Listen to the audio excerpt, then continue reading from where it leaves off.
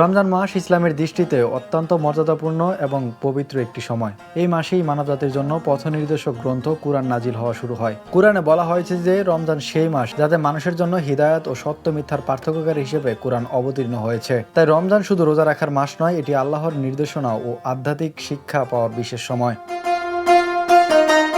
ইসলামী বিশ্বাস অনুযায়ী কুরআনের প্রথম ওহী নাজিল হয়েছিল রমজানের এক মহিমান্বিত রাতে, যাকে বলা হয় লাইলাতুল কদর। এই রাতকে কুরআনে হাজার মাসের চেয়েও উত্তম বলা হয়েছে। এই রাতেই আল্লাহ মানবজাতির জন্য তার চূড়ান্ত বাণী পৃথিবীতে পাঠানোর সূচনা করেন। তাই রমজান মাস মুসলমানদের জন্য রহমত, ক্ষমা ও নাজাতের মাস হিসেবে পরিচিত।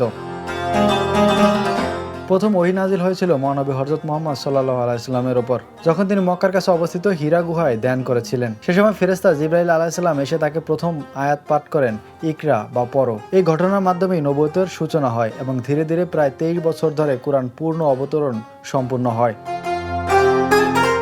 রমজান মাসকে বেছে নেওয়ার পেছনে গভীর আধ্যাত্মিক তাৎপর্য রয়েছে। এই সময় মানুষ বেশি ইবাদত করে, আত্মসংযম পালন করে এবং নিজেদের চরিত্রকে শুদ্ধ করার চেষ্টা করে। তাই এই মাসে কুরআন নাজিল হওয়া মানুষের জন্য আল্লাহর এক বিশেষ রহমত ও দিক নির্দেশনা হিসেবে বিবেচিত হয়। Imran Hossain, the news.